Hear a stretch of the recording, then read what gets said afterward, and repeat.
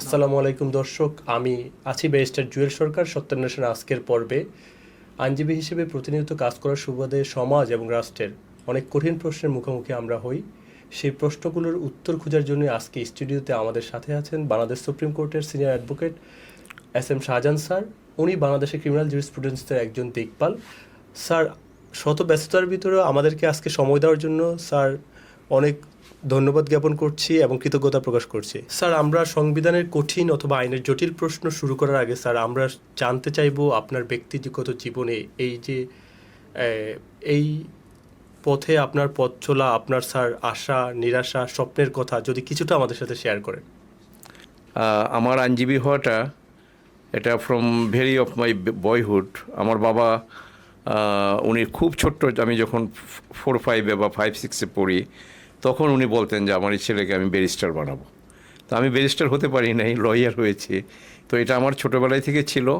এবং আমি যে বছর আমার সৌভাগ্য, আমি যে বছর ঢাকা কলেজ থেকে ইন্টারমিডিয়েট পাস করি 72-তে, জাস্ট ওই বছরই ঢাকা ইউনিভার্সিটিতে 73-তে এই আইনে সম্মান অনার্স, যেটা ল অনার্সটা ঢাকা ইউনিভার্সিটিতে প্রথম বর্ষ বাংলাদেশে স্বাধীন হওয়ার পরে না, ঢাকা ইউনিভার্সিটিতে ল অনার্স ফার্স্ট ব্যাচ প্রথম বর্ষ আমাদের দিয়ে। Right sir. তো সেই ভর্তি হলাম। এটা ছাত্র জীবন শেষ করতে করতে 78-এর ডিসেম্বরে আমার মনে আছে আমাদের মাস্টার্স পরীক্ষাটা হলো। 79-এ আমি এনরোল্ড হলাম অ্যাডভোকেট হিসেবে। তাহলে স্যার আইনের পথে আপনার কত দিনের যাত্রা? 79 থেকে 79-এ তো অ্যাডভোকেট হলাম। 79 থেকে আপনার ওখানে হলো 21 বছর, আর এখানে 26, দ্যাট ইজ 47 ইয়ার্স। 47 আল্লাহ রাব্বুল আলামিনের দরবারে লাখ সেলিব্রেট করব। আল্লাহ যদি মেহেরবানি করে না, যদি ওই পর্যন্ত বেঁচে থাকি। সেই তো এই 47 বছর আমার ওকালতি জীবন। এর মধ্যে আপনার অন্ধকার আছে, আলো আছে, কষ্ট আছে, সুখ আছে, সব কিছু মিলিয়ে একটা পর্যায়ে আল্লাহ রাব্বুল আলামিন এখানে এসে আমাকে ঠেকিয়েছেন বা আমি পৌঁছেছি। আর শুনলাম স্যার আপনার জীবনের ইন্সপায়ারিং স্টোরি, যেটা আমাদের মতো জুনিয়র লয়ারদেরকে অনেক ইন্সপায়ার করে। আপনার স্যার যখন আপনি অ্যাপিলেট ডিভিশন অথবা হাইকোর্টে সাবমিশন রাখেন, আমরা স্যার মন্ত্রমুগ্ধের মতো শুনি। স্যার, আপনি গত 17 ইয়ার্স এই গভর্নমেন্টের 2009 থেকে 2024 5ই আগস্টের আগ পর্যন্ত বিরোধী দলের এবং বর্তমানে পার্লামেন্টে যারা সরকারি দল, তারা তখন বিরোধী দলে ছিলেন। এই সরকারি দলের অনেক পার্লামেন্টারিয়ান এবং বর্তমান বিরোধী দলের অনেক পার্লামেন্টারিয়ান, ইভেন আমাদের মাননীয় প্রধানমন্ত্রী, উনার মরহুম মাতা, 3বারের প্রধানমন্ত্রী, জনপ্রিয় নেত্রী বেগম খালেদা জিয়ার আইনজীবী হিসেবে গুরুত্বপূর্ণ রোলে আপনি ছিলেন। সেই মানুষগুলো স্যার এখন পার্লামেন্টে গেছেন, যাদের হাতে দেশের চাবিকাঠি, যাদের হাত দিয়ে আইন পাশ হবে। ভবিষ্যৎ কি হবে বাংলাদেশের পরবর্তী 5 বছর সিদ্ধান্তটা এই পার্লামেন্ট থেকেই স্যার আসবে। আপনি স্যার তাদের কাছ থেকে কি প্রত্যাশা করেন?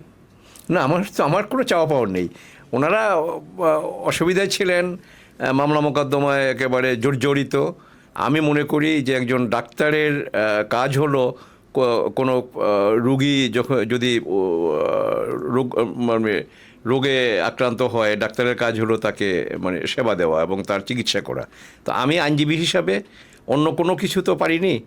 ওনাদের ওই সময়টায় আমি ওনাদের পাশে দাঁড়িয়েছি আইনি সহায়তা যেটা, সেটা নিয়ে।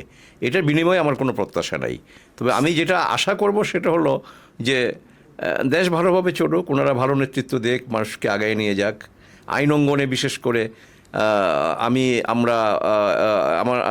আপনিও তো ব্যারিস্টার, আপনিও তো প্র্যাকটিস করছেন, যে আমাদের দৈনন্দিন যে সমস্ত অসুবিধা, এগুলির প্রতি মনোনিবেশ করবেন এবং টোটাল জুডিশিয়ারির ইন্ডিপেন্ডেন্স এবং জুডিশিয়ারিকে এটার মান মর্যাদা রক্ষার জন্য এটা সরকারের অনেক কিছু করার আছে, এগুলো ওনারা করবেন, এইটুকুই প্রত্যাশা। এর বাইরে আমার কোনো প্রত্যাশা নেই। স্যার, সেই কথা চলেই আসলো জুডিশিয়াল ইন্ডিপেন্ডেন্স, যেটা নিয়ে আমরা দীর্ঘ সময় কথা বলছি। বাংলাদেশের মিডিয়া, বাংলাদেশের আইনজীবী সমাজ, বাংলাদেশের নাগরিক সমাজ দীর্ঘদিনের চাওয়া। সেই 1200 শতকের ম্যাগনা কার্টা থেকে স্যার জুডিশিয়াল ইন্ডিপেন্ডেন্সের কথা আসে। পরবর্তীতে বাংলাদেশের যখন 1971-এর পরে আমরা সংবিধান পাই, সেখানে জুডিশিয়াল ইন্ডিপেন্ডেন্স দেওয়া হয় সংবিধানে। স্যার, 4র্দশ সংশোধনীতে এসে স্যার জুডিশিয়াল ইন্ডিপেন্ডেন্সটা নিয়ে যাওয়া হলো নির্বাহী বিভাগের কাছে, এবং 5ম সংশোধনীতে এসে একটা শব্দ যোগ করা হলো স্যার। শব্দটা স্যার 116-তে যোগ করা হয়েছে এভাবে: যদি রাষ্ট্রপতির পরামর্শক্রমে সুপ্রিম কোর্ট অধস্থর আদালতের নিয়ম শৃঙ্খলা বা ওনাদের প্রমোশন সব কিছু করবেন রাষ্ট্রপতি সাথে সুপ্রিম কোর্টের পরামর্শক্রমে। স্যার, বাংলাদেশে উল্লেখযোগ্য একটি মামলা, সেটা হচ্ছে মাজদার হোসেন কেস, যে মামলা যেখানে স্যার 1999-তে অ্যাপিলেট ডিভিশন 12টি ডাইরেকশন দিলেন কিভাবে জুডিশিয়াল ইন্ডিপেন্ডেন্সটাকে করা যায়, বা ইন্ডিপেন্ডেন্ট করার জন্য সুপ্রিম কোর্ট 12টি ডাইরেকশন দিলেন। কিন্তু 1999 সালের পরে স্যার 2026, এই যে দীর্ঘ সময়, নির্বাচিত সরকার আসলেন, অনির্বাচিত সরকার আসলেন, কিন্তু আমরা অবাক হয়ে দেখলাম নির্বাচিত সরকার জুডিশিয়াল ইন্ডিপেন্ডেন্সের জন্য খুব একটা কাজ করতে আগ্রহ বোধ করলেন না। আমরা 2007-তে একটা অনির্বাচিত সরকার দ্বারা প্রথম, যেখানে ব্যারিস্টার মইনুল হোসেন সাহেব বিচার বিভাগ থেকে, নির্বাহী বিভাগ থেকে বিচার বিভাগকে আলাদা করলেন, এবং 5ই আগস্টের পরে যে অন্তর্বর্তীকালীন সরকার আসলেন, সেই সরকার এসে কয়েকটি অর্ডিন্যান্স করলেন জুডিশিয়াল ইন্ডিপেন্ডেন্সের জন্য। স্যার, এই যে জনগণের নির্বাচিত প্রতিনিধিরা জুডিশিয়াল ইন্ডিপেন্ডেন্সটা কেন চায় না বলে আপনার মনে হয়, বা কেন করে না স্যার? না, এখানে আমি একটু আপনার সাথে সাপ্লিমেন্ট করি। সেটা হলো যে জুডিশিয়ারির ইন্ডিপেন্ডেন্স না, এটা হলো জুডিশিয়ারির সেপারেশন। কারণ ইন্ডিপেন্ডেন্সটা, জুডিশিয়ারি ইজ ইন্ডিপেন্ডেন্ট। কারণ হলো ইন্ডিপেন্ডেন্স অর্থ হলো যে প্রত্যেক জাজ সাহেব যার যার অধিক্ষেত্রে বা যার যার জুরিসডিকশনে যিনি আছেন, ওনার কাজে উনি ইন্ডিপেন্ডেন্ট কিনা, বা ওনাকে কেউ ডিকটেট করছে কিনা। তো ওনাকে কেউ ডিকটেট করছে এটা আমি বিশ্বাস করি না, আইনের ছাত্র হিসেবে করতে পারে না। আপনি তার রায় দ্বারা আপনি ক্ষুব্ধ হতে পারেন। সহকারী জজ সাহেব একটা মামলার বিচার করতেছে, তাকে কিন্তু ডিস্ট্রিক্ট জজ সাহেব বলে দেয় না যে তুমি এই বিচারটা এইভাবে করো। ওনার ক্ষেত্রে উনি independent, that is independence of judiciary. But সেটা না, এখানে সেটা হলো যে separation of judiciary from executive. এটা যদি বলতে হয়, আমরা এই জায়গাটায় অনেক সময় এক করে ফেলি। ইন্ডিপেন্ডেন্স অফ জুডিশিয়ারি, হ্যাঁ, এটা একটা প্রসঙ্গ আসতে পারে যে যদি তারা সেপারেটলি কাজ করতে পারে তাদের পায়ের উপর ভর করে, সেক্ষেত্রে তাদের ইন্ডিপেন্ডেন্সটা আরও বেশি থাকে, এবং সেক্ষেত্রে তাদেরকে খবরদারি করার কেউ থাকে না, হয়তো অনেক কম থাকে। তো আমি 72-এর আমাদের যে সংবিধান, এই সংবিধানের একেবারে শুরু থেকে, এবং এটা আজ পর্যন্ত চেঞ্জ হয়নি, অনেক কিছু পরিবর্তন হয়েছে। আর্টিকেল 22টা যদি আমরা দেখি, 22তে যেটা বলা আছে সেটা হলো নির্বাহী বিভাগ হইতে বিচার বিভাগের পৃথকীকরণ। 22, রাষ্ট্রের নির্বাহী অঙ্গসমূহ হইতে বিচার বিভাগের পৃথকীকরণ রাষ্ট্র নিশ্চিত করিবেন। State will ensure separation of judiciary from other organs of the state. আমরা জানি যে 3টা অর্গান আছে, এক্সিকিউটিভ, লেজিসলেচার অ্যান্ড জুডিশিয়ারি।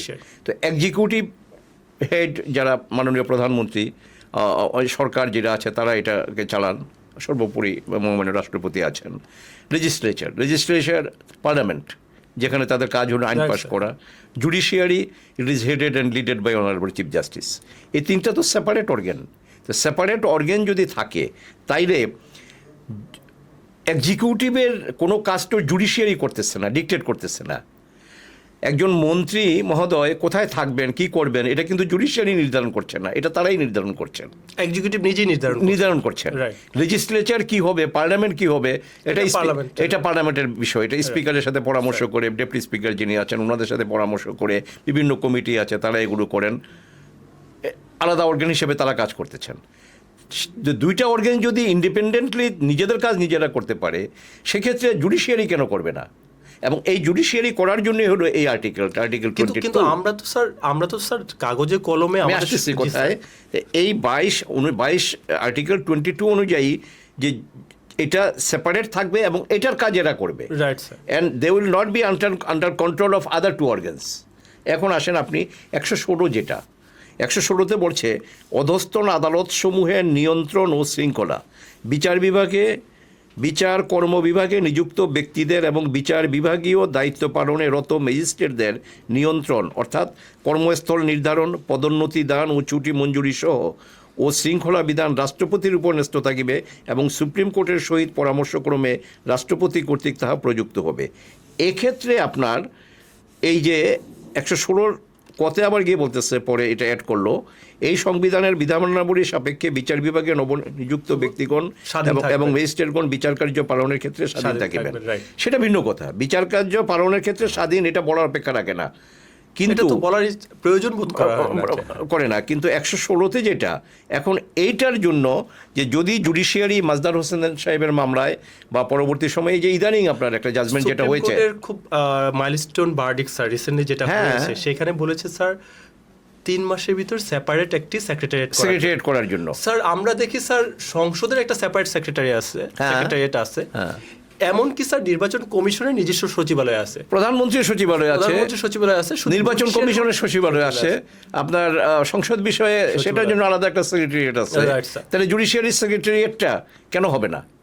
এবং এইটা যদি না হয়, কারণ ওনাদের আপনি প্রমোশন বলেন, Right. ওনাদের আপনার কি বলে ট্রান্সফার বলেন, ওনাদের আবাসিক সুবিধা বলেন, আপনার ট্রান্সপোর্ট সুবিধা বলেন, যা Promotion, কিছু আছে, demotion, হ্যাঁ, ওনাদের নিয়ম শৃঙ্খলা, ছুটি ছাটা ইত্যাদি যা কিছু আছে, এখন এটা যদি ইন্ডিপেন্ডেন্টলি ওনাদের কাজ করতে হয়, এবং যেহেতু একেবারে রাষ্ট্র এটা এনশিওর করবে, আর্টিকেল 20 অনুযায়ী স্টেট উইল এনশিওর কনস্টিটিউশন রাষ্ট্র of the constitution and it is the highest law of this land সুপ্রা, জি। এটা সুপ্রিম ল। এটার বলা আছে তো 7 ধারায় যে আপনার এটার সাথে কোনো রকমের কোনো আইন যদি আপনার মানে কন্ট্রাভেন্ট করে, Right, sir. তাহলে যেটুকু কন্ট্রাভেন্ট করবে ওইটুকু ভয়েড হিসেবে গণ্য হবে, ইট উইল আপহেল্ড। হ্যাঁ জি। আচ্ছা, তো তাই যদি হয় তাইলে আপনার আলাদা সেক্রেটারিয়েট কেন থাকবে না? এবং এই আলাদা সেক্রেটারিয়েট বা আলাদা একটা সচিবালয় যদি থাকে, তাইলে কোনো কাজের জন্য আর অন্য সচিবালয়ে ওনাদের যাওয়ার প্রয়োজন নাই। এবং এটা আমি বলবো, আমি মানে আপনার মাইনুর হোসেন সাহেব, ব্যারিস্টার মাইনুর হোসেন, উনি জান্নাতবাসী, আল্লাহ ওনাকে জান্নাত নসিব করুন। উনি এই 2007-8 উনি কিন্তু এটাকে এই যে সেপারেশনের বলা যায় নির্বাহী বিভাগের সাথে যুদ্ধ করে উনি এটাকে সেপারেট করতে করে দিয়ে গেছে। আর এইবার আমরা যেটা লক্ষ্য করলাম সেটা হলো কোন গভর্নমেন্ট ভালো কোন গভর্নমেন্ট খারাপ আমি সেই প্রশ্নে বা সেই তর্কে যাব না, কিন্তু আমরা এই যে ইমিডিয়েট পাস্ট আমাদের যে ইন্টারিম গভর্নমেন্ট যেটা headed and leaded by doctor Yunus, ওনারা কিন্তু আপনার যে অর্ডিন্যান্সটা করে এই যে সচিবালয় কিন্তু করে দিয়ে গেল, এবং সচিবালয়টা প্রধান বিচারপতি নিজে উদ্বোধন করলেন। এবং আমরা ইমিডিয়েট পাস্ট আমাদের যে অনারেবল চিফ জাস্টিস, আমরা খুব কৃতজ্ঞ ওনার প্রতি। হি ইজ ভেরি কম্পিটেন্ট, এবং ওনার একান্ত প্রচেষ্টায় এবং আমাদের অ্যাপালেট ডিভিশনের অন্যান্য মাননীয় বিচারপতি যারা আছেন ইনক্লুডিং হাইকোর্ট ডিভিশন, ওনাদের একান্ত প্রচেষ্টায় যেটা আমরা দেখলাম সেটা হলো যে আলাদা একটা সচিবালয় প্রতিষ্ঠা হলো। এবং আমাদের কোর্ট বিল্ডিংয়ের মেন কোর্ট বিল্ডিংয়ের আপনার উত্তর দিকে এই যে আপনার এই যে আগে সড়ক ভবন যেটা ছিল জায়গা, এবং ওখানে এটা ওপেন করলেন, ইনগ্রেট করলো, সচিব নিয়োগ করলো, কর্মচারী নিয়োগ করলো, জনবল যেটা সেটা ওখানে আসলো, সব কিছু, and they have started their functioning. কিন্তু স্যার প্রবলেমটা তো ঠিক এখানেই দেখি, যখন বর্তমানের পার্লামেন্টে সেই ইন্টারিম গভর্নমেন্টের করা অর্ডিন্যান্স, সেপারেট সেক্রেটারিয়েট অর্ডিন্যান্স, সেটাকে রিপিল্ড করা হলো না, রিপিল এই সেন্সে যে এটা তো অর্ডিন্যান্স, এটা তো আইন করবে তো সংসদ, যেহেতু পার্লামেন্ট সেশনে ছিল না, কাজেই রাষ্ট্রপতির আপনার সংবিধান অনুযায়ী তার যে অর্ডিন্যান্স হওয়ার তার যে ক্ষমতা, ওই ক্ষমতা বলে উনি একটা অর্ডিন্যান্স করে আমাদের এই সচিবালয় এটা স্থাপন করলেন। কিন্তু সেইটা নিয়ম হলো, আইন হলো আপনার সংবিধান অনুযায়ী পরবর্তী সময় সংসদ বসার 30 দিনের মধ্যে এটাকে প্রেস করতে হবে। কিন্তু এটা তো আর এটা আসলো না, আসলে ওইটার অস্তিত্ব নাই। তাহলে এই সেক্রেটারিয়েটের কি ভবিষ্যৎ হবে? এটার ভবিষ্যৎ, এটার তো এখন এটার কি কার্যকারিতা? এটার কোনো কার্যকারিতা নাই, কারণ এটা এই আইনটা আর নাই, এই যে অর্ডিন্যান্স যেটা হলো এটার আর কোনো কার্যকারিতা নাই। কিন্তু সুপ্রিম কোর্ট তো স্যার তার পূর্ণাঙ্গ রায়ে বলে দিলেন যে 3 মাসের ভিতর একটা সেপারেট সেক্রেটারিয়েট আমাদের করতে হবে নির্দেশক্রমে। এই রায়টা হয়েছে ইদানিং, এর আগেই কিন্তু আপনার এটা হয়ে গেছে। তো অর্ডিন্যান্স যদি হয়ে থাকে, কিন্তু স্যার এখানে একটা প্রবলেম আমি দেখছি, বর্তমানে রাষ্ট্রপক্ষ আবার প্রিপারেশন নিচ্ছেন ওই রায়ের এগেইনস্টে অ্যাপিলেট ডিভিশনে যাওয়ার জন্য। কেন রাষ্ট্রপক্ষের প্রয়োজন কি এপিলে যাওয়ার? না, রাষ্ট্রপক্ষ আমি বলবো, আমি আইনের ছাত্র হিসাবে, আইনজীবী হিসাবে এবং ওই অঙ্গনের একজন মানুষ হিসাবে আমি বলবো, হাইকোর্ট যে রায়টা দিয়েছে এটার এগেইনস্টে সুপ্রিম কোর্টে আপিল কেন করতে হবে? হাইকোর্টের রায় কি যথেষ্ট না? আমাদের সংবিধানে 111 ধারায় যেটা বলা আছে, হাইকোর্টের জাজমেন্টটা অ্যাপালেট ডিভিশনের জাজমেন্টটা হাইকোর্ট এবং সাবঅর্ডিনেট জুডিশিয়ারির উপরে বাধ্যকর, আর হাইকোর্টের জাজমেন্ট আপনার সাবঅর্ডিনেট জুডিশিয়ারির উপরে বাধ্যকর। এখন হাইকোর্ট যদি একটা জাজমেন্ট দেয়, ওই জাজমেন্টটা যদি আপিল কেউ না করে, দ্যাট ইজ ফাইনাল। ফাইনাল। এবং যেটা দিচ্ছে এটার সাথে দ্বিমত করার কি আছে? এবং এটার বিরুদ্ধে আপিল করতে হবে, অ্যাপালেট ডিভিশন জাজমেন্ট দেবে। What is the necessity? এটা প্রয়োজন কি? আমি তো মনে করি যে কোনো প্রয়োজন নাই। স্যার আমরা মূল মূল জায়গায় যদি আমরা থাকি, যদি মূল কনসেন্সাস এক্সাক্ট জায়গাটায় যদি আমরা থাকি, যদি আমাদের সদিচ্ছা থাকে, আমি সদিচ্ছা কথাটা ইউজ করব এখানে, এই সদিচ্ছা যদি আমাদের থাকে যে আমরা সেপারেট সেক্রেটারিয়েট যেটা আমাদের হয়েছিল, এটা যদিও পার্লামেন্টে এখন মুখ দেখে নাই, এটা পার্লামেন্টে আসে নাই, এটা আর হলো না, but as in the mean time there is a clear verdict, again clear verdict from the High Court division. এটার বিরুদ্ধে আবার আপিল করতে হবে কেন? স্যার সেই প্রশ্ন তো বাংলাদেশের সকল স্টেক হোল্ডারদের, বাংলাদেশের আমাদের আইনজীবীদের, আমাদের জুনিয়র আইনজীবীদের, আমাদের সমাজের। আপনার এই সংবিধানে কি এমন কোনো কথা আছে, বা আমাদের কোনো আইনে কি এমন কোনো কথা আছে যে হাইকোর্ট রায় দেওয়ার পরে ওইটা কার্যকরী হবে না যতক্ষণ পর্যন্ত অ্যাপালেট ডিভিশন এটাকে অ্যাপ্রুভ না করে? আপনি হাইকোর্ট ডিভিশনের রায়ের দ্বারা যদি আপনি এগ্রিভ না হন, দুইটা পক্ষ থাকে সেফর, বা অনেক সময় ট্রাইপার্টেটও হতে পারে, আরও বেশি অনেকে পার্টি হতে পারে, কেউ যদি অ্যাগ্রিভ না হয়, তাহলে হাইকোর্ট ডিভিশনের জাজমেন্টটা লেট ইট বি অ্যাক্টেড আপন। এটার জন্য আপনি আপিল করে আবার সুপ্রিম কোর্ট থেকে it shall have to be ratified or it shall have to be approved, no. Sir পার্লামেন্টে আমাদের মাননীয় আইনমন্ত্রী এবং আদার্স মেম্বার অফ পার্লামেন্টরা বলেছেন ওনারা এই আইনটি নিয়ে আসবেন, এই আইনটিকে আরও ফার্দার কনসালটেশন করবেন with the stakeholder. Sir সমস্যা হচ্ছে আমরা হয়তো বা আশায় আছি যে ওনারা আইনটি নিয়ে আসবে, কিন্তু আমরা এই সময়টুকুতে জুডিশিয়ারির এই সেপারেট সেক্রেটারিয়েটের কোনো ভবিষ্যৎ আমরা দেখতে পাচ্ছি না। এটা কীভাবে কাটবে? ইতিমধ্যে স্যার 28 জন বা 24 জন অধস্তন বিচারপতি যখন এই স্বাধীন বিচার ব্যবস্থা নিয়ে কথা উঠছিল পার্লামেন্টে, যখন আইনগুলো পাশ হবে কি হবে না, যখন মানুষ একটা দোদুল্যমানের ভিতর ছিল, ঠিক তখন 28 জন বিচারপতি ওনাদের হোয়াটসঅ্যাপ গ্রুপ অথবা সোশ্যাল মিডিয়াতে এই স্বাধীন বিচার ব্যবস্থা নিয়ে কথা বলেছেন, স্বাধীন বিচার ব্যবস্থার পক্ষে। এটা নিয়ে কিন্তু ওনাদেরকে শোকজ করা হয়েছে। কেন শোকজ করবে স্যার? এই প্রশ্নই তো আমি একটা কথা বলি, আমার যদুর মনে পড়ে ঢাকার ডিস্ট্রিক্ট জাজ তখন মিস্টার গফুর, এবং উনি ঢাকার ডিস্ট্রিক্ট জাজ হিসাবে ওনাদের জুডিশিয়াল যেই আছে, এটা মানে এটা কী বলে এটাকে, জুডিশিয়াল অফিসারদের যেই আপনার অর্গানাইজেশন যেটা আছে, সেটার উনি প্রেসিডেন্ট। আর ডক্টর শাহজাহান সাজু সাহেব উনি ছিলেন ওটার সেক্রেটারি।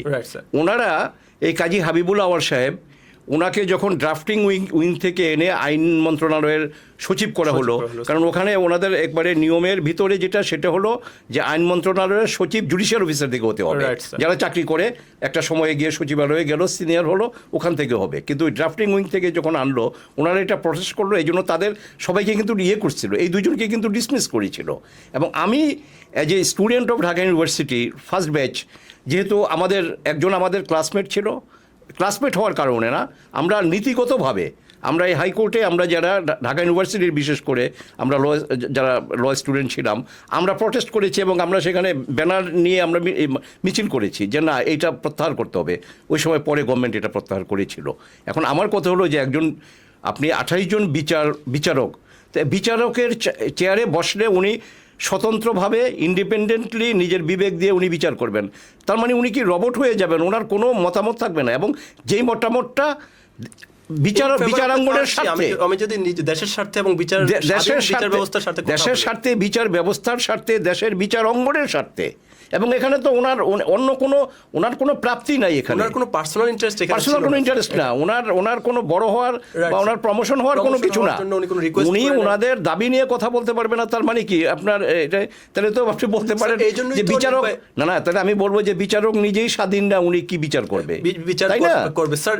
এই ঘটনা প্রবাহের কারণে দীর্ঘ সময় আপনি স্যার 47 ইয়ার্স আইন অঙ্গনে আপনার পথ চলা, স্যার আপনার কি মনে হয় স্যার মানুষের এই অঙ্গনের প্রতি মানুষের এক ধরনের আশা বা নিরাশা সৃষ্টি হয়? অবশ্যই নিরাশা কাজ করবে, কারণ এমনিতেই আমাদের এটা কতটুকু প্র্যাকটিক্যাল বা কতটুকু আপনার চিন্তা বা কি আমি জানি না, আর আমি বিশ্বাস করি না যে কখনো কোনো বিচারক ইনফ্লুয়েসড হয়ে বিচার করবে, দ্যাট ইজ দি লাস্ট, এবং এইটা কখনো আমাদের এক্সপেকটেশন হতে পারে না। বাট জনমনের সবসময় একটা জিনিস কাজ করে যে বিচারকরা স্বাধীনভাবে কাজ করতে পারে না, গভর্নমেন্ট তাদেরকে ডোমিনেট করতে চায়। মানে এই ধরনের, আমি আইনের ছাত্র হিসাবে এবং এই অঙ্গনে আমার 47 বছরের অভিজ্ঞতার আলোকে আমি এই কথাটা বলতে আমার সামান্যতম কোনো দ্বিধা নাই।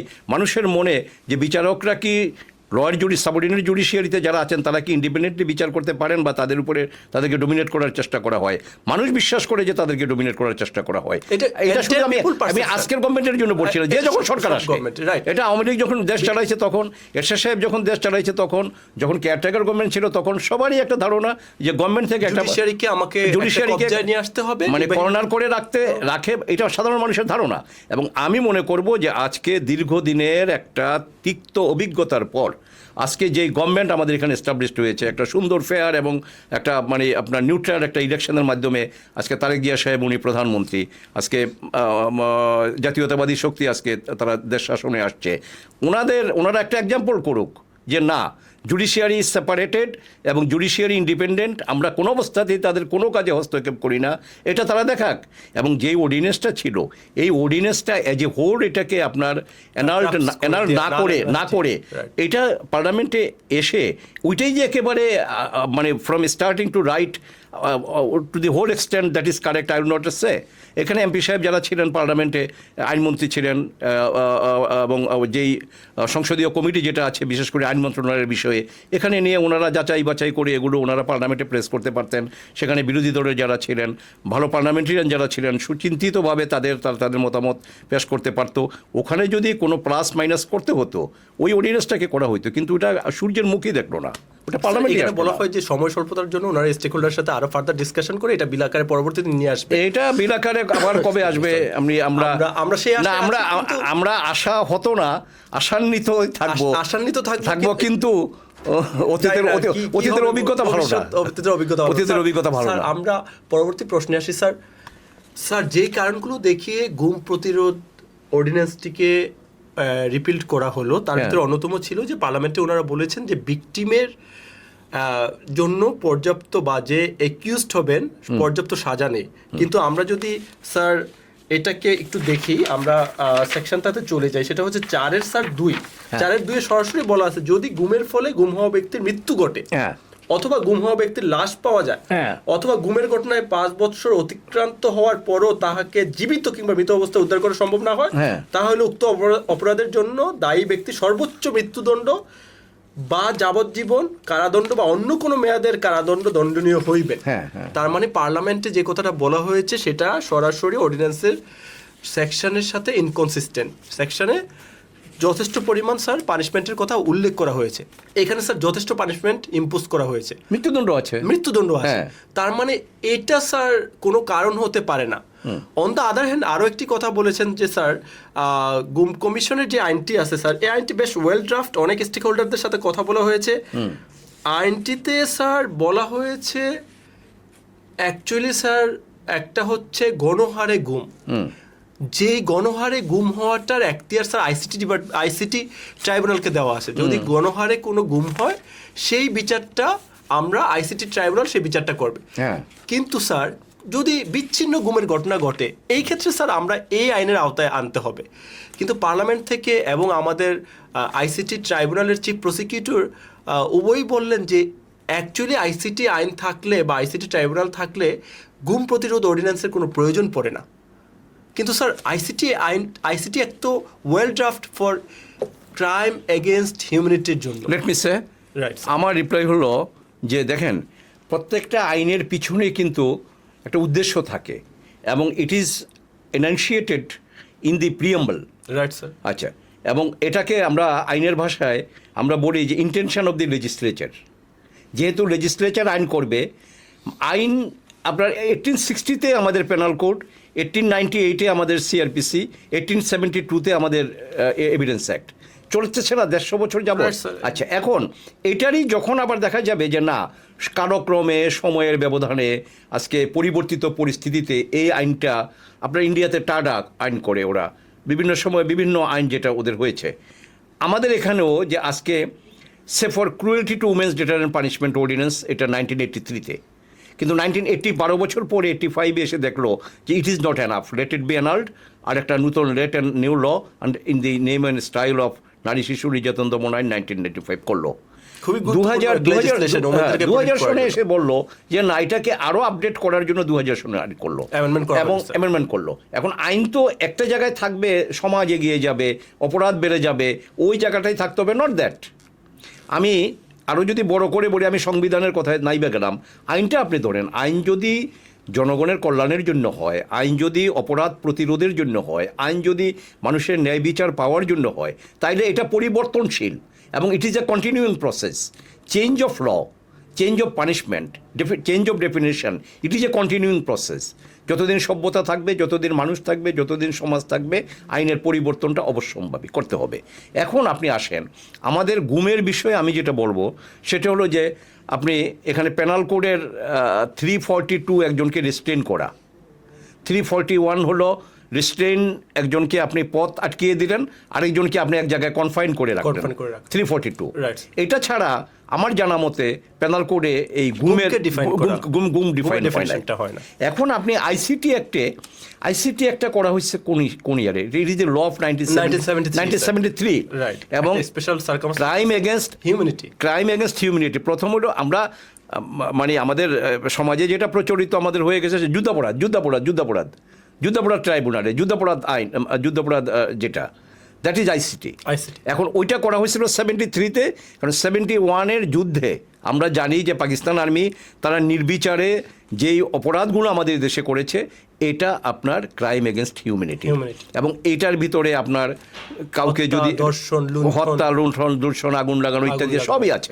আচ্ছা, এখন কথা আসেন আপনি, সেইটা 73-র পরে গুমের কথাটা কিন্তু ইদানিং প্রচলিত।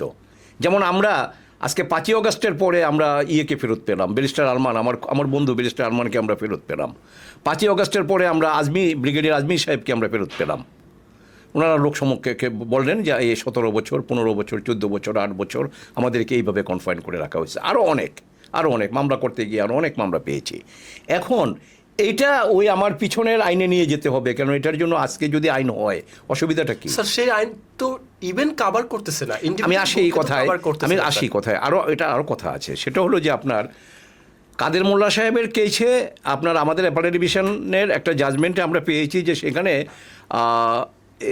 এই আমাদের যে আইসিটি অ্যাক্টের যে আইনটা, এটা ইন্টারন্যাশনাল অ্যাপ্লিকেবিলিটি, যেটা কাস্টমারি ল, ইন্টারন্যাশনাল কাস্টমারি লটা অ্যাপ্লাই হবে না। This was in our judgment.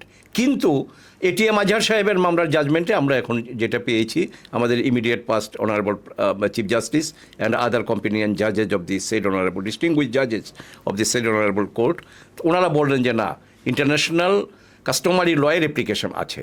এখন আপনি ওইটার মধ্যে এটা জুড়ে দিবেন, এটা আপনি যদি ইন্টারন্যাশনাল স্ট্যান্ডার্ডে আপনার হতে হবে। তো your country is not in war with anybody. আজকে যেটা ট্রাম্প যেটা করেছে, আজকে ইরানের সাথে যুদ্ধে যেটা হচ্ছে, আমি গতকালকের পত্রিকায় দেখলাম, আরে বিশ্বজুড়ে আজকে বিবেকের মানে প্রশ্ন উঠতেছে যে এগুলি মানবতার বিরুদ্ধে যুদ্ধ। এখন মানবতার বিরুদ্ধে যে আইন, আর আপনার এখানে আপনি একজনকে আটকে রাখলেন, এটা আর ওইটা তো এক না। আপনার সমস্ত কিছুর যদি ডেফিনেশন পেনাল কোডে থাকে, পেনাল কোডে যদি না থাকে, নতুনভাবে যদি আপনি আনতে পারেন, তাহলে গুমের যেই ডেফিনেশনটা এখানে আসছে, এখানে তো আমি কোনো ব্যত্যয় দেখছি না। স্যার, কিন্তু আনফর্চুনেটলি আমরা এই আইনটিও আলোর মুখ দেখেনি পার্লামেন্ট থেকে।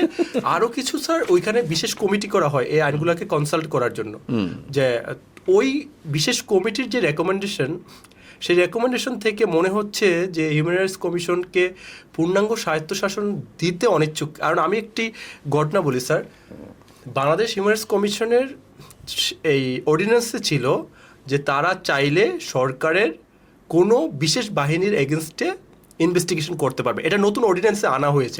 পূর্বের অর্ডিন্যান্স 2009-এর যেটা, সেখানে ছিল না। কিন্তু ওই বিশেষ কমিটি বলছে যদি সরকারের কোনো একটি অঙ্গনের অ্যাকচুয়ালি ইনভেস্টিগেট করতে হয়, তাহলে অবশ্যই সরকারের অনুমতি প্রয়োজন হবে। স্যার, এতে কি মনে হয় না যে এই সরকারের অনুমতি নিতে গেলেই আমাকে আবার বিশাল সময় প্রয়োজন হয়ে যাবে, অনুমতি আমি পাবো না বা ইনভেস্টিগেশন করতে পারবো না? একটা জাতি কত সভ্য এটা নির্ভর করে যে তার আইনের শাসনটা কতটুকু সেখানে আছে, মজবুত অ্যাকচুয়ালি। কতটুকু মজবুত। আজকে আমরা ব্রিটেনকে আমরা গণতন্ত্রের সূতিকাগার বলি, আজকে ওয়েস্টমিনিস্টার যেই আপনার পার্লামেন্টারি যেই সিস্টেম, এই সিস্টেমে তারা পুরোধা। এটা তো তাদের একদিনে হয় নাই। তো আপনি আইন সভ্যতার বাহক। আমি সেই ছোট্টবেলা আমার বাবার হাত ধরে যখন চাঁদপুর কোর্টে গেছি, সেখানে একজন ম্যাজিস্ট্রেট কোর্টে, ফার্স্ট ক্লাস ম্যাজিস্ট্রেটের কোর্টে একটা ছোট্ট একটা ইয়েতে লেখা আইন সভ্যতার বাহক। আমি ফর স্কুলে পড়ি তখন।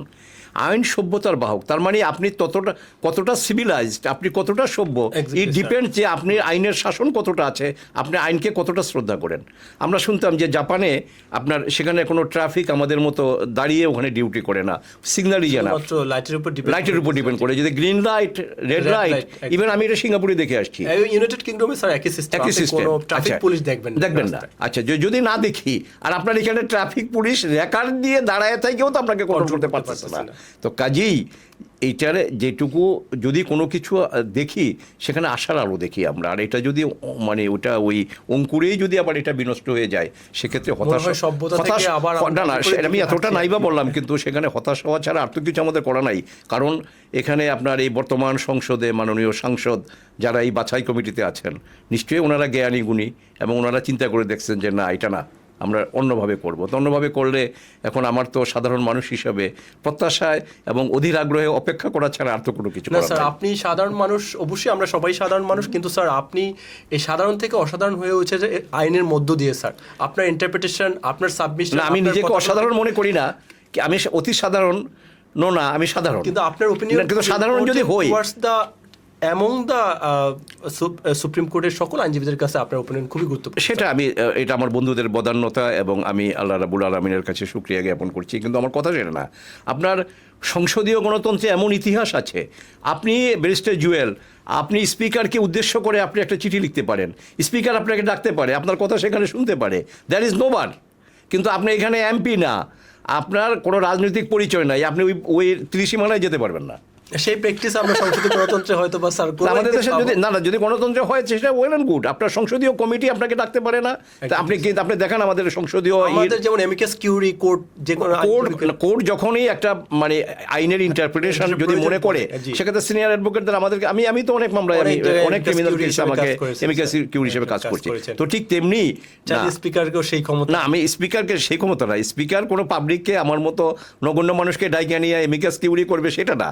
আমি বলছি যে সেখানে যদি সংসদীয় কমিটি তারা যখন এই জিনিসটা যাচাই বাছাই করতেছে, তখন তারা লয়ার, ভুক্তভোগী, যারা এটা নিয়ে চিন্তা করে, যারা এটা নিয়ে সভা সেমিনার করে, এবং বিশেষ করে কিছু হিউম্যান রাইটস কিছু অর্গানাইজেশন, অ্যাক্টিভিস্ট যারা তাদেরকে ডেকে তাদের সাথে কথা বলতে পারতো না। এখন একটা মোটেই ছিল না, একটা আসছে এবং এটা নিয়ে ফাংশনও তো করতেছিল। এবং এটা তো আমি শ্রদ্ধা নিয়ে বলবো যে চেয়ারম্যান যিনি ছিলেন, অন্য মেম্বার অনেক আমি দু একজনকে চিনি না, বাট চেয়ারম্যান যিনি ছিলেন উনি খুব সুনামের সাথে হাইকোর্টে জজিয়তি করে গেছে। আরও একটি প্রবলেম স্যার এখানে আমি দেখতে পাই, সেটা হচ্ছে আমাদের 33 কনস্টিটিউশনের 33(2) এটা কিন্তু ক্লিয়ারলি বলে দিয়েছে যে কতক্ষণ একজন মানুষকে স্যার অ্যাকচুয়ালি ডিটেন করে রাখা যাবে বা পাহারায় রাখা যাবে। গুমের সংখ্যাটা কিন্তু এখান থেকেই আসা। কিন্তু ওই সংসদীয় কমিটির বিশেষ কমিটির রেকমেন্ডেশনে ছিল যে জাতীয় নিরাপত্তা স্বার্থে এই গুমের সংখ্যাটা প্রযোজ্য হবে না। মানে এটা কি আবার তাইলে আমরা একটা অন্ধকার যুগে চলে যাব? না, আপনি গুম শব্দটাই ব্যবহৃত হবে না কোনো সাধারণ ইয়ের বেলায়। আমি যদি ল ভায়োলেট করি, এটা শুধু এখানে না, এটা আপনি 61 of the code of criminal procedure, আমাদের ওই মূল আইনে যান, কত সেই ব্রিটিশের করা আইন, সেখানেও বলা আছে যে সামবডি ইফ অ্যারেস্টেড, তাকে আপনি যেই টাইমটা আপনার ইয়েতে ট্রান্সপোর্টের জন্য প্রয়োজন হবে, তার বাইরে 24 ঘন্টার বেশি আপনি তাকে কনফাইন করে, তাকে রিস্ট্রেইন করে রাখতে পারবেন না। মানে স্যার আমি যদি গুম হয়ে যাই, অ্যাটলিস্ট 24 ঘন্টার ভিতরে তো আমার ওয়াইফ, ছেলে মেয়ের জানার অধিকারটুকু থাকবে যে আমি কোথায় আছি। না, গুম হলে আপনি আর জানবেন না, কেউ জানবে না। আমি 24 ঘন্টা বেশি শোনেন, আপনি যদি এই দেশে গুম হন, তাইলে আপনার ওয়াইফ, ছেলে মেয়ের জানার অধিকার আপনি বাদ দেন, আপনি তখন শুধু তোবা পড়তে থাকবেন যে আল্লাহ কোনো রকম জীবনটা নিয়ে এখান থেকে বের হয়ে যেতে পারে। হিউম্যান লয়ার হিসেবে একজন আইনজীবী আমার আশা করি না, মাই ফ্রেন্ড ব্যারিস্টার আরমান সেদিন পার্লামেন্টে বক্তৃতায় বলল যে কীট পতঙ্গ পিঁপড়ার সাথে কথা বলেছে মাননীয় স্পিকার। সেই কঠিন সময় থেকে স্যার আমরা বেরিয়ে আসার জন্য এই আইনগুলো অ্যাকচুয়ালি আমাদের প্রয়োজন ছিল। আমি প্রবলেমটা যেখানে দেখি, এখন কিন্তু স্যার আইসিটি অ্যাক্টে একটা ইন্ডিভিজুয়াল গুম নিয়ে কেউ যেতে পারবে না, কারণ আইন কভার করে না। তারা গণহারে কিছু আমি একটা জিনিস স্যার আমি এটা বলতে চাচ্ছি যে এখন এই আইনটিও রিপিল্ড হয়ে গেল, তাহলে এখন যদি আমি এখান থেকে নেমে রিপিল হয়ে গেল না, এটা মানে আপনার আলোর মুখই দেখলো না, আলোর মুখই দেখলো না। আমি যদি এখন এখান থেকে নেমে গুম হয়ে যাই, তাহলে গুমের ভিকটিম হিসেবে আমি অথবা আমার ফ্যামিলি কোথায় যাবে? এখন তাইলে কিন্তু আর কোনো আইন যতক্ষণ পর্যন্ত নতুন আইন না হবে, কারণ আমরা জানি যতক্ষণ ফৌজদারি ডেফিনেশনে এখন পর্যন্ত কোনো আমাদের সিআরপিসিতে কোনো ডেফিনেশন নাই গুমের। সিআরপিসিতে পেনাল করে থাকবে, সরি পেনাল করে থাকবে, নাই গুম বলে কোনো শব্দের ব্যাখ্যা ওখানে নাই। তার মানে আচ্ছা, এখন বলতেছে যে আইসিটি অ্যাক্টের ইয়ে করে ওরা অ্যামেন্ডমেন্ট করেছে কিনা জানি না, করে ওখানে এটা ওখানে নেওয়া আনা হবে। এখন আমার একটা কথা, সবকিছুই আইসিটিতে হতে হবে কেন? আইসিটি আপনার না আমি বলি, আইসিটি তো ওইটা the very purpose of the legislation at the time was to try the war criminals and other auxiliary forces as because they were involved in such crimes which comes within the definition of the crimes enunciated very much there. এই তো এখন গুমটা অনেক পরের শব্দ, এবং গুমটা আর যুদ্ধাপরাধ এক জিনিস না। কারণ যুদ্ধাপরাধে আল্লাহ মাফ করুক, আমার দেশ যদি কোনোদিন বহিঃশত্রুর আক্রমণে আসে আর যদি আমার কোনো মন্ত্রী মিনিস্টারের নিয়ে গুম করে রেখে দেয়, তারপরে আবার আমরা তাদেরকে বিতাড়িত করলাম, সেই গুম আর এই গুম তো এক কথা না। আচ্ছা, তো আপনি একটা মানুষ তার স্বাধীন চলার, স্বাধীন আপনারভাবে তার ঘোরাফেরা করার, তার ওই যে মানে রাইট অফ যেটা যেগুলি আমাদের কনস্টিটিউশনে আছে, এটা করতে গিয়ে বা এখান থেকে হঠাৎ আপনি মিসিং হয়ে গেলেন, পরে আপনার 3 বছর 5 বছর পরে আপনাকে পাওয়া গেল, এইটা হয়তো মৃত অথবা জীবিত, এইটা ওই আইসিটিতেই বিচার হতে হবে। কেন ইন্টারন্যাশনাল ক্রাইমস ট্রাইব্যুনাল ছাড়া বাকি কোর্ট কাছারিগুলো এগুলো কি ওখানেই সব সুবিচার হয়, আর এগুলোতে কি অবিচার হয় না? স্যার এই একই কোশ্চেন সমগ্র জাতি, আমাদের সিভিল সোসাইটি, নাগরিক সমাজ সবার এই একই প্রশ্ন। আপনি খুব তাড়াতাড়ি, যেমন 5ই অগস্টের পরে আমরা যেটা শুনলাম বা দেখলাম, যে আমি প্রত্যেকটা শুনেন আপনার এটাকে বলে জুরিসডিকশন, টেরিটোরিয়াল। আমাদের যদি সিভিল প্র্যাকটিস আমরা যারা করি আমরা জানি দুইটা jurisdiction, territorial jurisdiction and valuation যেটা। আচ্ছা, এটাকে বলে হলো আপনার টেরিটোরিয়াল জুরিসডিকশন, আর হলো ভ্যালুয়েশন যেটা আর কি। এনিওয়ে এই মুহূর্তে আমার একজাক্ট শব্দটা মনে আসছে না। এটা নির্ধারণ করে দেবে কোর্ট, আইন, নট কোর্ট, আইন। The jurisdiction of the court is created by the legislature, by the statute. এটা আইনে এটাকে নির্ধারণ করেছেন।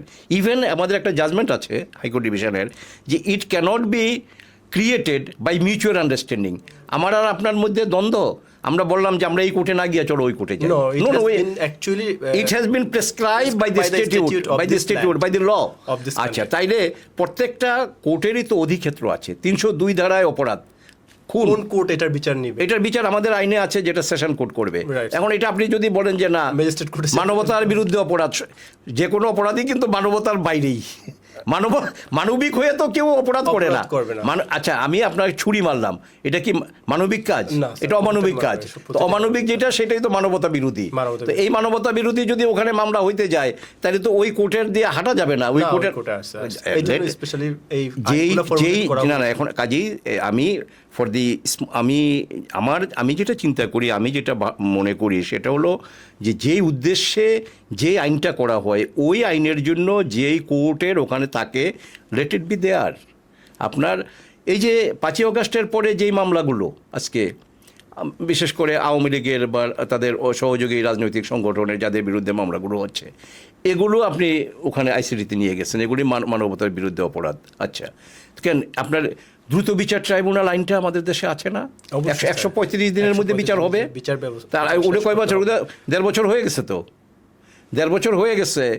আপনার 9 মাস হয়ে গেছে, চার্জশিট হয়েছে, অভিযোগ ওরা আবার বলে না, চার্জশিট বলে না, চার্জ করে ফাইন্ড আউট করে, এরা যাচাই বাছাই করে, তারপরে ওখানে ওই করে চার্জ ফ্রেম করে। তো ওই এই চার্জ হয়েছে, এরকমও তো বহুদিন হয়ে গেছে, ওই বিচার তো শেষ হয় নাই। স্যার আমরা শুনলাম অ্যাকচুয়ালি এই আইনগুলো কেন প্রয়োজন সমাজের জন্য, সমাজে সকল মানুষের হিউম্যান রাইটস প্রোটেকশনের জন্য এই আইনগুলো খুবই গুরুত্বপূর্ণ ছিল। স্যার আমরা চলে যাচ্ছি আরও একটি প্রশ্নে, খুবই গুরুত্বপূর্ণ কোশ্চেন, সারা বাংলাদেশের মানুষ, পার্লামেন্ট এবং আইনজীবীরা সবাই এটি নিয়ে আমরা কথা বলেছি। সেটি হচ্ছে স্যার হাবোট বাংলাদেশে এই পর্যন্ত স্যার 4টি হাবোট আমরা দেখেছি। একটি হচ্ছে, প্রথমটি হচ্ছে স্যার 1977-এ প্রেসিডেন্ট জিয়াউর রহমানের সময়, 77 বা 78 77 স্যার প্রেসিডেন্ট জিয়াউর রহমানের সময়, পরবর্তী সময় এরশাদের সময় স্যার 85-এ আরও একটি হাবোট, এবং 2000 না স্যার 1991-তে বিএনপি যখন প্রথম ক্ষমতায় আসলেন তখন একটি হাবোট হয়েছিল। স্যার 5ই অগাস্টের পরবর্তী সময় আমরা এবার স্যার ন্যাশনাল ইলেকশনের সাথে এই হাবোট প্রভিশনটা এসেছে, হাবোট হয়েছে। স্যার এই হাবোট অ্যাকচুয়ালি স্যার সংবিধানের সাথে কতটুকু সামঞ্জস্যপূর্ণ, অথবা এই হাবোটে 68% মানুষের মতামত এসেছে স্যার, এই হাবোট কি ইমপ্লিমেন্ট হওয়া উচিত পার্লামেন্টে, আপনি কি মনে করেন? দেখুন, আমি সক্রিয় কোনো রাজনীতি করি না, আর এটা রাজনৈতিক প্রশ্ন, আমি এখানে উত্তর নাই বা দিলাম। তবে আপনি রেফারেন্ডামের প্রভিশন তো আছে সংবিধানে, রেফারেন্ডামের প্রভিশন সংবিধানে আছে, এটা সংবিধানের বাইরে না। তো যদি এটা সংবিধানে থাকে আর কোনো ইস্যুতে যদি রেফারেন্ডাম হয়, সেখানে জনমত যেটা, এটাকে তো আমাদের শ্রদ্ধা করতে হবে, আমি এই পর্যন্তই বলতে চাই। Thank you sir. আমরা এই কঠিন জটিল প্রশ্ন থেকে স্যার আবার চলে আসবো খুব সহজ প্রশ্ন, আমার জন্য খুব গুরুত্বপূর্ণ প্রশ্ন এবং সকল জুনিয়র আইনজীবীদের জন্য গুরুত্বপূর্ণ কোশ্চেন। স্যার আমরা স্যার আপনাকে দেখে আমরা অনেক মোটিভেটেড হই, আমরা যখন খুব স্ট্রাগল করি তখন আপনার কোর্টে যখন সাবমিশন দেখি তখন আমাদের অনেক ইন্সপায়ারেশন চলে আসে, না যে আমরা স্যারের মতো হতে চাই। এই হতে চাই বা হওয়ার জন্য আমাদের কি করা উচিত স্যার? আপনি স্যার অভিজ্ঞতা থেকে এটা তো আপনার ওই আমরা সাক্ষ্য আইনে পড়েছি, এভিডেন্স অ্যাক্টে, কি পল ব্রাউন বোধহয়, পল ব্রাউনের golden principles of Paul Brown regarding cross examination. কিন্তু এটা সবসময় হয়ে ওঠে না, তার মানে হলো যে সব মামলায় তো একরকম জেরা না। তো এটা একদিনে হবে না, হঠাৎ করে হবে না। ভালো আইনজীবী হতে হলে আমি যেটা মনে করি সেটা হলো যে হার্ড লেবার, প্রচুর পরিমাণে খাটাখাটনি, এবং এখানে আপনার পরিশ্রমের কোনো বিকল্প নাই, এবং এই পথটা খুব বিপদসংকুল। এবং কারণ হলো, আমি বলি, আমাদের আর্থসামাজিক যে অবস্থা আমাদের এই দেশে, আমরা যারা মধ্যবিত্ত, নিম্ন মধ্যবিত্ত ঘর থেকে আসছি, এমনি যাদের অবস্থা ভালো বাবা মার, সেটা ভিন্ন কথা। আমরা একটা ছেলে মাস্টার্স পাস করার পরে মিনিমাম তো তার লতে অনার্স মাস্টার্স এখন লাগে, বার কাউন্সিল এক্সাম, তারপরে হাইকোর্ট এক্সাম, তারপরে তখন কিন্তু তার আর বাবার অবস্থা যাই থাকুক, এই সাপোর্টটা থাকে না, তখন আর তার ফাইন্যান্সিয়াল সাপোর্টটা সে তার থেকে আনতে পারে না, সোশ্যাল কনটেক্সটে এটা বাবা মার থেকে আনতে পারে না, এটা তার নিজের আর্ন করতে হয়। এই আর্ন করতে গিয়ে ওখানে আমাকে সৎভাবে আর্নও করতে হবে, টিকেও থাকতে হবে, আমার পেটেও ভাত থাকতে হবে, আমার আবার রিক্সা ভাড়া না থাকুক, আমার পায়েও জোর থাকতে হবে, প্রতিনিয়ত শিখতে হবে। এই দুইটার সমন্বয়টা এটা কষ্টকর, নো ডাউট। আমি মনে করি সেক্ষেত্রে হাল ছেড়ে দিলে চলবে না, কারণ আমার জীবনেও আমার মানে কালো অধ্যায় ছিল, কালো অধ্যায় এই সেন্সে যে আমিও 2 বেলা হয়তো খেয়েছি, কিন্তু আজকে আল্লাহ আমাকে যে আমার যে রোজগার, এটা তো আর ছিল না, এইভাবে আমি চলতে পারি না, এইভাবে খাইতে পারি না, তাই বলে যে না আমার সমূহ আমার পকেটে পয়সা নেই, তার জন্য আমার পকেটে কি পয়সা আসবে না? তো এখন প্রথম অবস্থাতে কোনো অবস্থাতেই আর্নিংটা বড় না, এটার লার্নিংটাই বড়, এবং অধ্যবসায়ের মধ্য দিয়ে আমাদেরকে এগিয়ে যেতে হবে। তবে একটা কথা, সেটা হলো যে অনেস্টি, অ্যান্ড ওই যে ছোটোবেলা আমরা পড়ছি honesty is the best policy, আমাদের এই প্রফেশনেও আপনি যদি অনেস্ট না হন, ডিজনেস্টি যদি কারো ভিতরে থাকে, এটা আমাদের এক সিনিয়র বলছিলেন যে একজন মানে জাস্টিস ফরওয়ার্ড, জাস্টিস বিহাইন্ড। আপনার সামনে জজ সাহেব, আপনার পিছনেও কিন্তু জজ, আপনার পিছনে জজ কারা? আপনার ক্লায়েন্ট। এবং ওই কোর্টে অন্য যারা উপস্থিত আছে তারাও দেখতেছে যে আপনার ডেলিভারেশন, আপনার সাবমিশন, আপনার প্রেসিং, আইনের এক্সপ্লেনেশন, এবং আপনি কতটা প্রিপেয়ার হয়ে আসছেন। দেখা গেল যে ওর মধ্যে থেকে একজন আইসা আবার তার মামলায় আপনাকে রাখবে যদি আপনার এই সাবমিশনটায় যে সন্তুষ্ট হয়। তো সেক্ষেত্রে আমার এক সিনিয়র বলছেন যে কোনো ক্লায়েন্ট যদি দেখে যে না তুমি তার সাথে একটা চালাকি করছো বা ডিজনেস্টি করছো, সে কিন্তু সেকেন্ড টাইম আর তোমার কাছে আসবে না। আর সে যদি দেখে যে না তুমি উইথ ফুল হার্ট তুমি তার কাজটা করে দিছো, সে নিজেও আসবে, আরেকজনকে আবার। আমাদের জজ সাহেব বলতেন যে মামলা হলো তসবির গোটার মতো, একটার পর একটা যদি আল্লাহু এটা তুমি ভালোভাবে উচ্চারণ করে নাও, আল্লাহ খুশি হবে, পরেরটা তোমার জন্য ইজি হবে, সেখানে আবার তুমি আবার গিয়ে বললা। ঠিক তেমনি মামলাও। আর আমি যেটা আমার প্র্যাকটিস লাইফে, যে একটা মামলা একজন লয়ারের কাছে বাগানের মালি যেমন তার একটা একটা গাছ থেকে তার মানে সেই গাছটাকে পরিচর্যা করে সেখান থেকে মানে ফুল দেবে, ফল দেবে, ঠিক তেমনি একটা মামলাও একজন লয়ারের কাছে সে যদি এইভাবে অ্যাকসেপ্ট করে যে it is like a tree, আমাকে এটাকে আমাকে রোপণ করতে হবে, এটাকে নার্সিং করতে হবে, এটা থেকে ফল ধরবে, সেই ফলটা আমি খাবো। যদি এই চিন্তা নিয়ে আগায়, আমি মনে করি যে এই পেশাটায় হ্যাঁ সমূহ কষ্ট আছে, পরিশ্রম আছে, বাট ইনশাল্লাহ মানে কখনো কোনো লয়ার জীবনে ভাতে মরছে নাকি? এটা এমন কোনো নজির আছে নাকি আমাদের স্যার, দেশে? এমন নজির আশা করি হবেও না। হবেও না ইনশাল্লাহ, কোনোদিনই হবে না। তবে হ্যাঁ, প্রথম অবস্থায় আমিও তো সারাদিন ঢাকা কোর্টে সিনিয়রের পিছনে ছিলাম, 50 টাকা দেয় নাই। তা আজকে তার চেয়ে কতশো গুণ বেশি টাকা নিয়ে আমাকে ঢাকা কোর্টে নেয় মানুষে। এটা আল্লাহর কাছে শুকরিয়া, আমার বিচার প্রার্থী মানুষ, তাদের কাছে আমি কৃতজ্ঞ। স্যার অনেক অনেক অনেক ধন্যবাদ স্যার, আজকে আপনার এই সময়টুকু আমাদেরকে অনেক রিচ করছে স্যার। আপনার আমারও ভালো লাগলো যে আর কোনো ফোরামে তো গিয়ে কথা বলার সুযোগ নাই না স্যার, আপনার এই ব্যস্ততার ভিতরে আমাদেরকে সময় দিয়েছেন, আমরা স্যার আপনার প্রতি অনেক কৃতজ্ঞ। স্যার ভালো থাকবেন, আপনার শরীরের যত্ন নেবেন, কোর্টে স্যার দেখা হবে প্রতিনিয়ত এবং আপনার সাবমিশন শুনবো আপনার মাধ্যমে। আমার এটা যদি কোনো আইনাঙ্গনে যারা আছেন তারা যদি শুনে কোনো রকমের উপকৃত হন, আমি মনে করি যে আমার এই কষ্টটা সার্থক হবে।